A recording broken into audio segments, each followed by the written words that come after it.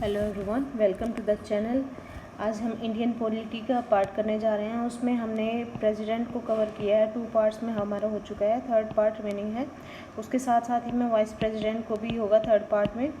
तो आप पिछले वाला जो प्रेसिडेंट का पार्ट हो चुका है 1, 2, उसको आप देखना, कंटिन्यूस में देखोगे तो आपको ईजिली आप बुक से भी कर पाओगे और लिंकेज भी आपकी सही रहेगी।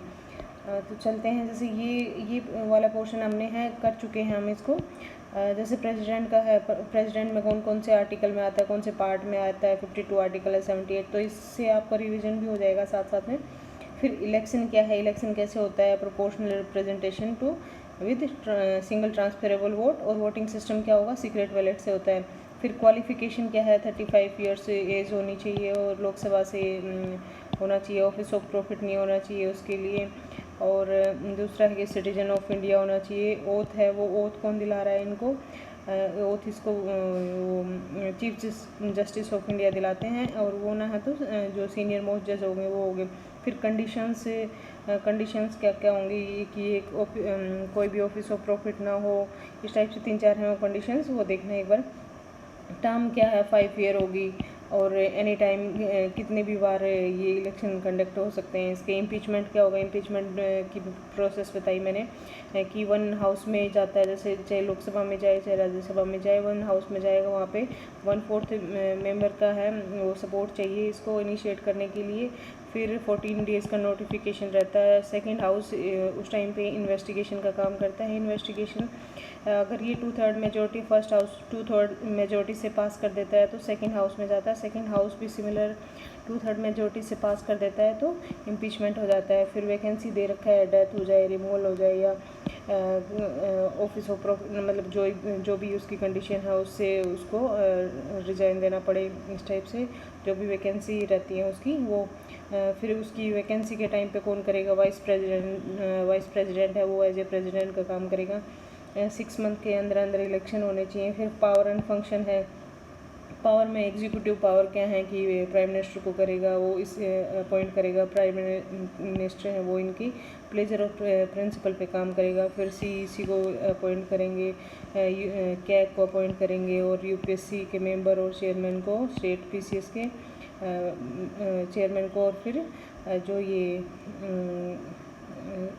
जो फाइनेंस कमीशन है उसको भी, वो तो चलो उसमें फाइनेंशियल पावर में आ जाएगा इनका। और सीएफआई जो से भी जो फाइनेंशियल का जो सीएफआई से फंड जा रहा है उस टाइप से। लेजिस्लेटिव में क्या कर रहा है कि जो पार्लियामेंट का जो सेशन रहता है उसमें फर्स्ट सेशन को समन करता है, एड्रेस करता है सॉरी, और लोकसभा का सेशन को सम्मन या प्ररोग करने में ये हेल्प करता है। तो इसी टाइप से मिलिट्री हेड बोला जाता है ये। मिलिट्री पावर में एज ए हेड काम करेगा, एक तो president as a head power रहती है इनकी। और सेकंड है कि वार डिक्लेयर करना है तो वो इनके उस पे बेस पे रहता है। वैसे काउंसिल ऑफ मिनिस्टर हो वो एडवाइस करते हैं, लेकिन इनके नाम पे वो डिक्लेयर करना है वो प्रेसिडेंट के थ्रू होता है। फिर वीटो पावर है, वीटो पावर में 3 टाइप की वीटो पावर है, सस्पेंसिव, एब्सोल्यूट और पॉकेट वीटो। एब्सोल्यूट वीटो और पॉकेट वीटो है वो हर उसमें ले सकते हैं, और इसमें एक्सेप्शन है कि एक तो सस्पेंसिव वीटो है वो उसमें ये क्या है, मनी बिल और फाइनेंस बिल में यूज़ नहीं कर सकते, और कॉन्स्टिट्यूशनल बिल में कोई भी वीटो पावर यूज़ नहीं होगी। फिर जुडिशियल पावर क्या है इनकी, एक तो सुप्रीम कोर्ट से किसी भी चीज़ में इंफॉर्मेशन गैदर कर सकते हैं या फिर उनको भी एडवाइस कर सकते हैं। फिर इमरजेंसी पावर में तीनों इमरजेंसी इनके नाम से मतलब इनके थ्रू होती है, अप्रूव भी होती है, और डिसोल्यूशन भी इनका रोल रहता है। फिर डिप्लोमेटिक्स पावर में डिप्लोमेट से को जैसे फॉरेन एम्बेसडर वगैरह रहते हैं उनको अटेंड करना, और as a foreign ambassador as a diplomatic head other country में इनका विजिट करना।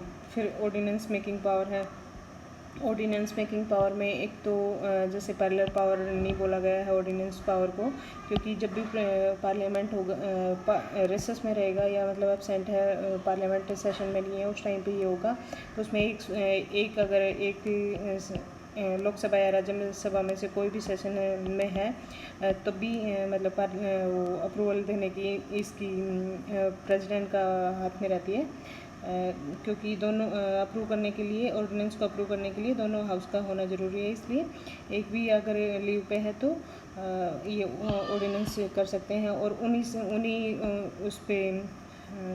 उन्हीं मैटर पे ये ऑर्डिनेंस ला सकते हैं जिन पे पार्लियामेंट लॉ बना सकती है। तो इसलिए इसको पैरेलल पावर नहीं बोला गया है। फिर दूसरा है कि जो कॉन्स्टिट्यूशनल अमेंडमेंट एक्ट है उन पे ऑर्डिनेंस नहीं ला सकते ये। और थर्ड है कि जो फंडामेंटल राइट्स हैं उनको भी मतलब टेक अवे नहीं कर सकते और उनको या फिर डिलीट नहीं कर सकते।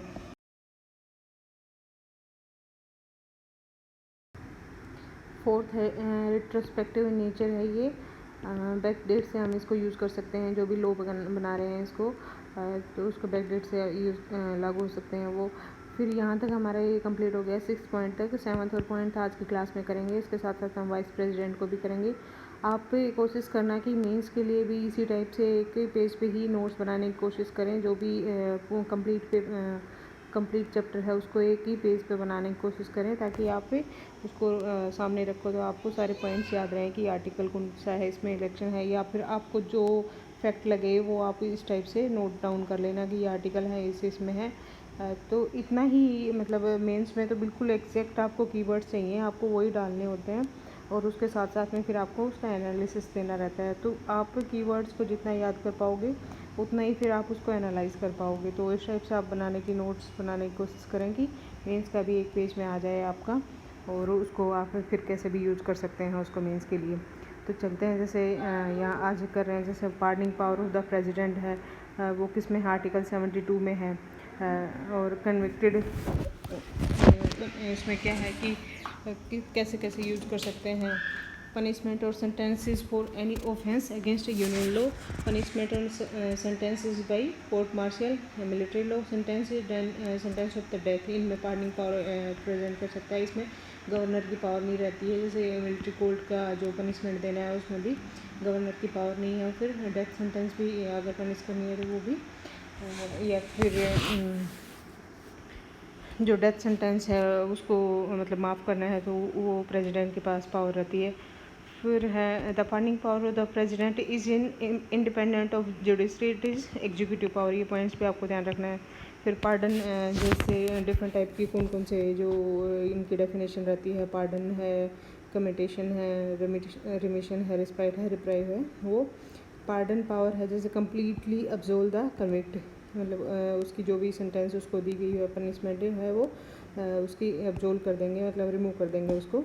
तो ये पार्डन की डेफिनेशन है। इसमें कन्फ्यूजन रहता है, जो ये रिस्पेक्ट वगैरह जो भी है इनमें, तो ये ध्यान रखना कि क्या है। पार्डन तो है, इसको कम्प्लीटली जो भी उसको पनिशमेंट मिली हुई है उसको रिमूव कर दिया।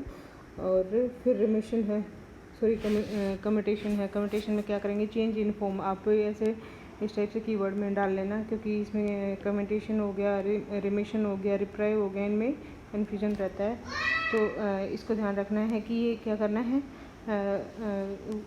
चेंज को फॉर्म, मतलब जो पनिशमेंट हो हायर उसमें दे रखी है, रिग्रेस इम्प्रिजनमेंट दे रखी है, उसको सिंपल इम्प्रिजनमेंट में कर देंगे। तो आपको यही डालना है कि वह एक तो चेंज इन फॉर्म है, उसको क्या करेंगे, चेंज इन फॉर्म है तो रिग्रेस टू सिंपल इम्प्रिजनमेंट में कर देंगे। फिर रिमिशन है, रिमिशन में क्या कर देंगे, पीरियड जैसे 2 ईयर का तो उसको 1 ईयर में कर देंगे। उसमें क्या करेंगे, उसको जो फॉर्म वही रहेगी, रिग्रेस है तो रिग्रेस रहेगी, लेकिन उसका टाइम पीरियड कम कर देंगे। रिस्पाइट है, रिस्पाइट इस टाइप से थोड़ा ध्यान रख लेना कि रिस्पेक्ट दे रहे हैं। रिस्पाइट जो भी प्रेग्नेंट या जो ओल्ड एज पर्सन है उनको कुछ लेसर अमाउंट का पनिशमेंट होगी, हायर अमाउंट की होती है उसको लेसर कर देंगे उन पर, मतलब उसके रिस्पेक्ट को देख के। तो ये इस टाइप से याद रख लेना कि रिस्पेक्ट दे रहे हैं। तो उसमें कौन कौन से आएंगे, प्रेग्नेंट वीमेन हो गई, या फिर कोई फीमेल मेंबर है, या फिर कोई ओल्ड एज पर्सन हो, उनके लिए होती है रिस्पेक्ट। फिर रिप्राइव है, रिप्राइव है उसको स्टे कर देंगे टेम्प्रेरी पीरियड के लिए, उसकी जो सेंटेंस है एग्जीक्यूट करना है उसको उस पर स्टे लगा देंगे। फिर जैसे 72 आर्टिकल में तो प्रेसिडेंट की पावर है, इसी टाइप से 161 में कॉन्स्टिट्यूशन में किसकी है, गवर्नर ऑफ स्टेट की है। उसमें क्या कर प्रेसिडेंट क्या कर सकता है, जैसे president can pardon sentences inflicted by court martial military courts while the governor differentiate बता रखा है कि कौन कौन से में प्रेसिडेंट और वाइस प्रेसिडेंट गवर्नर में डिफरेंस है। तो कोर्ट मार्शल का प्रेसिडेंट कर सकता है लेकिन गवर्नर नहीं कर सकता। President can pardon death sentence को पार्डन कर सकता है, गवर्नर के हाथ में नहीं है ये। और अदर जो भी जैसे रिस्पाइट, ये पैरेलल पावर चलती हैं, दोनों की सिमिलर रहती है। रिस्पाइट कम्यूटेशन है या फिर पार्डन करना है, तो ये सब इनके हैंड में भी रहती है। लेकिन डेथ सेंटेंस को पार्डन सिर्फ और सिर्फ प्रेसिडेंट कर सकते हैं। कोर्ट मार्शल का जो पार्डन सेंटेंस करनी है वो भी ये कर सकते हैं। तो दो ये एक्सेप्शन है इनमें। फिर ये कुछ कंडीशन बता रखे हैं कि सुप्रीम कोर्ट है examine the pardoning power of the president under different cases and lay down the following principle. अगर सुप्रीम जुडिशियल रिव्यू रहता है तो वो कैसे उनको वो करता है, एग्जामिन करता है। Petition for the mercy has no right to oral hearing by the president, मतलब ओरल हियरिंग नहीं होगी, रिटर्न में रहेगा उसका। The president can examine the evidence afresh and take a view different from the view taken by the court. President different view ले सकता है जो कोर्ट ने लिया उससे अलग हटके। The power is to exercise by the president और advice of the union cabinet. ये यूनियन कैबिनेट की जो पावर रहती है उसको वो करता है, एक्सरसाइज करता है। फिर president is not bound to give reason for his order, जो होगा उसको ऑर्डर को वो नहीं करेगा। फिर 7th पॉइंट है जैसे the exercise of power by the president is not subject to judicial review except where the presidential decision is arbitrary, irrational and malafide और डिस्क्रिमिनेटरी। तो इन 4 ग्राउंड पे क्या है कि ये जुडिशियल रिव्यू हो सकता है, अदर पे नहीं बोल रखा है इसमें। Where the earlier petition for mercy has been rejected by the president, stay can not be obtained by filling another petition. तो ये ध्यान रखना है, अनदर पिटिशन फिल करके अगर स्टे दे दिया है तो वापस नहीं होगा उसका। फिर कॉन्स्टिट्यूशनल पोजीशन ऑफ प्रेसिडेंट है, ये नॉमिनल एग्जीक्यूटिव बोला गया है। रियल एग्जीक्यूटिव कौन होगा? Prime minister, council of minister headed by prime minister. फिर ये कुछ आर्टिकल हैं इनसे रिलेटेड, जैसे 53, 74 और 75। 53 में क्या है? एग्जीक्यूटिव पावर है। The executive power of the union shall be vested in president and shall be exercised by him either directly or through office subordinated to him in accordance with the constitution. तो ये ध्यान रखना, executive power है जो president की, कौन से article में? 53 में। फिर 74 में there shall be council of minister with the prime minister at the head to aid an advice to the president who shall in accordance exercise his function as act in accordance with such advice. तो 74 में क्या होगा कि जो prime minister है वो council of minister के साथ एड एंड एडवाइस करेगा। और ये सेल वर्ड दिया गया है, ये शायद 44th अमेंडमेंट एक्ट से आया है उसमें, और ये बाउंड हो गया है फिर कि वो उसी एड एंड एडवाइस पे काम करेगा। वो प्रेसिडेंट है जो। The council of minister shall be collectively responsible to Lok Sabha से होंगे, आर्टिकल 75 करा है। और जो सिंगल होगा वो प्रेसिडेंट से होंगे, फिर काउंसिल ऑफ मिनिस्टर हो। फिर 44th अमेंडमेंट एक्ट से क्या आया है? Made the president bound by the advice of the council of minister headed by prime minister. Entry 44 से क्या है? Authorized the prime minister to require the council of minister to reconsideration है वो वाला तो आया है 44 से आया है। और शेल वर्ड है वो 42 से आया है, तो ये बाउंड वाला system. He shall act in accordance with the advice tendered after such reconsideration. In other word, the president may return a matter once for reconsideration of minister, but the reconsidered advice shall be binding. फिर जैसे ये है कुछ discretion, president can act on his discretionary power कौन सी होंगी? Appointment of prime minister when no party has a clear majority in the Lok Sabha, when the prime minister is in of office die suddenly and there is no obvious successor. फिर है dismissal of council of minister when it can not be prove the confidence of Lok Sabha. एक तो confidence ना हो लोकसभा में तो क्या करेगा? डिसमिशल कर देगा काउंसिल ऑफ मिनिस्टर को। दूसरा क्या है कि प्राइम मिनिस्टर को मेजोरिटी ना हो तो, क्लियर मेजोरिटी ना हो तो उसको चूज करना, ये प्राइम मिनिस्टर को अपॉइंट करना ये प्रेसिडेंट का है। तो ये क्या है? डिस्क्रिशनरी पावर है, क्योंकि जहाँ वहाँ पे काउंसिल ऑफ मिनिस्टर का रोल नहीं है, क्योंकि उन्हीं को चूज़ कर रहा है। Dissolution of Lok Sabha if the council of minister has lost is majority, वही है डिजोल्व कर देंगे लोकसभा को अगर मेजोरिटी नहीं है तो। तो ये जैसे कंप्लीट हो गया हमारा प्रेसिडेंट का पार्ट। अब हम चलते हैं वाइस प्रेसिडेंट की साइड। वाइस प्रेसिडेंट में कुछ ही पॉइंट्स हैं वैसे इम्पोर्टेंट, वो आपको डिफ्रेंशिएट करके मैं बता दूंगी।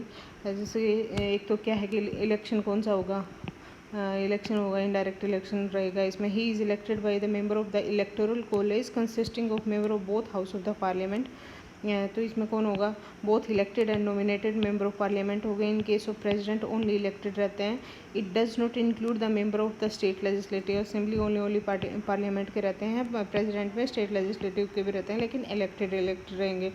फिर है but when he come to the vice president, his normal function has to be preside over council of state।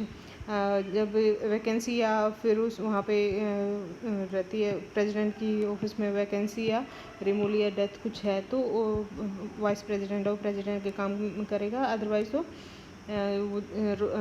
Rajya Sabha का जो हेड है उसके चेयरमैन के रूप में काम करता है। Thus, the vice president election, like that of president election, is held in accordance with the system of proportional representation by means of single transferable vote. Voting is secret ballot। तो election similar है इनके proportional representation से, single voting system है। Qualification क्या होगी, he should be citizen of India, 35 year age होनी चाहिए। वो लोकसभा से हैं जो प्राइम मिनिस्टर प्रेसिडेंट है वो, और ये राज्यसभा से क्वालिफाइड होने चाहिए for election as a member of Rajya Sabha. He should not hold any office of profit under the union government और एनी स्टेट गवर्नमेंट और एनी लोकल अथॉरिटी और अदर पब्लिक अथॉरिटी। फिर जैसे प्राइम मिनिस्टर में प्रेसिडेंट में बोल रखा था कि वहाँ पे 50 प्रपोजर होने चाहिए इनकी इलेक्शन को, और 50 है वो सेकेंडर होने चाहिए। यहाँ पे क्या है 20 हैं, तो ये ध्यान लेना है। Further, the nomination of a candidate for election to the office of vice president must be subscribed by at least 20 electors as a proposer and 20 electors as a seconder। Every candidate has to make a security deposit, और ये भी इनकी भी उतनी रहती है, 15,000 RBI में deposit करनी रहती है, और 1/6 अगर ना करते हैं तो इनकी भी सिक्योरिटी जब्त रहती है। The oath of vice president administered by president and some person appointed in behalf of him। और उसमें प्रेसिडेंट में क्या है, वहाँ पे जो CGI रहते हैं वो दिला रहे हैं, और यहाँ पे कौन दिला रहा है वाइस प्रेसिडेंट को, प्रेसिडेंट। और रेजिग्नेशन भी ये किसको दे रहे हैं, वाइस प्रेसिडेंट को रेजिग्नेशन दे रहे हैं, और ओथ भी प्रेसिडेंट ही दिला रहे हैं। और वहाँ पे CGI वो दिला रहे हैं।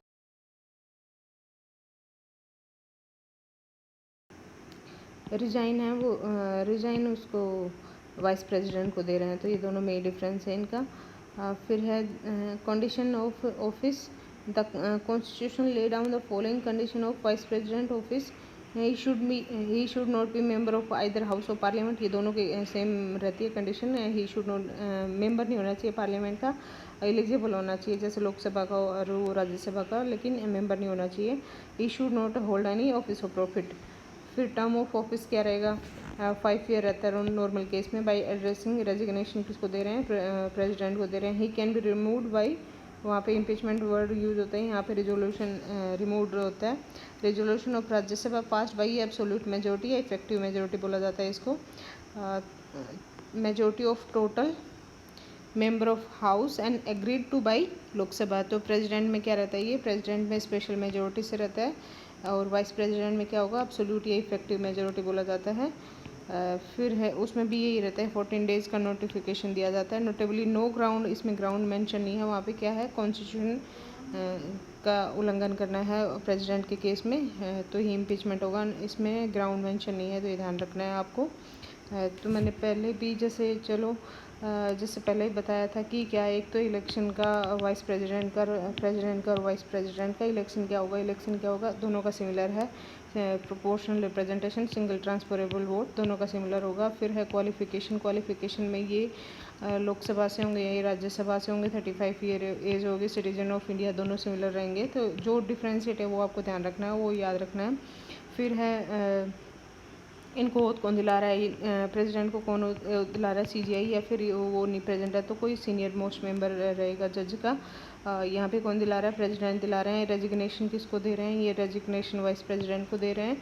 और ये किसको दे रहे हैं रेजिग्नेशन, ये प्रेसिडेंट को दे रहे हैं। फिर इस टाइप से जैसे ये इनका ग्राउंड क्या है इम्पीचमेंट का रिमूवल का, इसमें यहाँ पे मेंशन नहीं कर रखा है वाइस प्रेसिडेंट पे, नॉट मेंशन इन कॉन्स्टिट्यूशन, यहाँ पे मेंशन है क्या है क्या करना है, मतलब कॉन्स्टिट्यूशन का पालन ना करना या उसको डिस्ट्रॉय करने की कोशिश करना, ये इसमें दे रखा है। फिर वैकेंसी है और जैसे डिफरेंशिएट इनमें ज़्यादा है नहीं।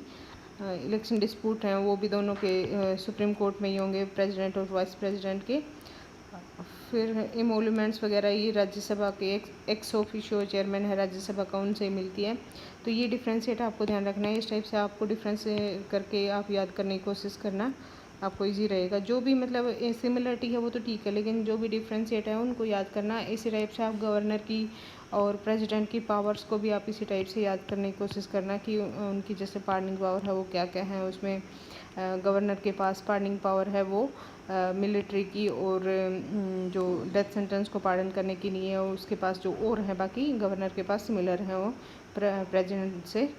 और जैसे एक्सेप्शन है वो हमेशा यहाँ पे पिन पॉइंट कर लेना कि आपको, जैसे ये एक्सेप्शन है एक वो प्रेसिडेंट है वो जैसे कि इसमें गवर्नर उसके लिए बिल रख सकता है, जो कोई भी बिल है उसके लिए रखता है, तो एक रिकन्सिडरेशन के लिए जैसे पार्लियामेंट के पास आप एक ही बार भेज सकते हो, और गवर्नर के लिए गवर्नर अगर रख लेता है बिल को तो मनी बिल भी एक्सेप्ट मनी बिल कोई बिल आ जाता है तो उसको रिकन्सिडरेशन के लिए प्रेसिडेंट है वो कितनी बार भी भेज सकता है, और अगर वो सिंपल मेजोरिटी से पास कर रहे हैं तो वो दोबारा से भी भेज सकता है। तो ये ध्यान रखना है, जो भी एक्सेप्शन है पॉलिटी में वही आपको माइंड में रखनी है, उन्हीं से आपके कन्फ्यूजन क्लियर होंगे और आपको याद भी रहेंगी चीज़ें। फिर पावर एंड फंक्शन ऑफ क्या पावर हैं, ये मैंने इलेक्शन डिस्प्यूट बताई थी कि जो सुप्रीम कोर्ट होगा वो फाइनल एंड बाइंडिंग रहती है उसकी। पावर एंड फंक्शंस क्या होंगे, he act as the ex officio chairman of the Rajya Sabha, chairman of the upper house या सीनेट बोला जाता है। एक्ट एज द प्रेसिडेंट जब रेजिग्नेशन दे दिया और प्रेसिडेंट रिमूवल या डेथ या अदरवाइज कोई वैकेंसी है। He can act as a president only for a maximum period of 6 months within which a new president has to be elected। 6 month के अंदर अंदर इलेक्शन हो जाते हैं। और फिर है vice president does not perform the duty of office of chairman of the Rajya Sabha. जब प्रेसिडेंट का काम करेंगे तो वाइस जो चेयरमैन रहता है यहाँ का राज्यसभा का वो एज ए चेयरमैन बन जाता है यहाँ पे। फिर Indian and American vice president कोई ज़रूरी नहीं है, इसमें आपको अच्छे से करना। Constitution has not assigned any significant function to the vice president in that capacity, तो his superfluous highness बोला जाता है उसको। emoluments क्या हैं, Constitution has not fixed any emoluments for the vice president in that capacity, he draw his regular salary in capacity as the ex officio chairman of the राज्य सभा। तो इसमें जो भी इम्पोर्टेंट पॉइंट्स है वो मैंने आपको हाईलाइट करके बता दिए हैं। तो वाइस प्रेसिडेंट और प्रेसिडेंट मैंने आपको क्लियरली आपको डिफ्रेंशिएट भी कर दिया और रिवीजन भी करवा दिया है। मेंस के लिए भी आपको फोल्डर बता दिया कि कैसे कैसे आपको पॉइंट्स रखने हैं और उनको याद करना है।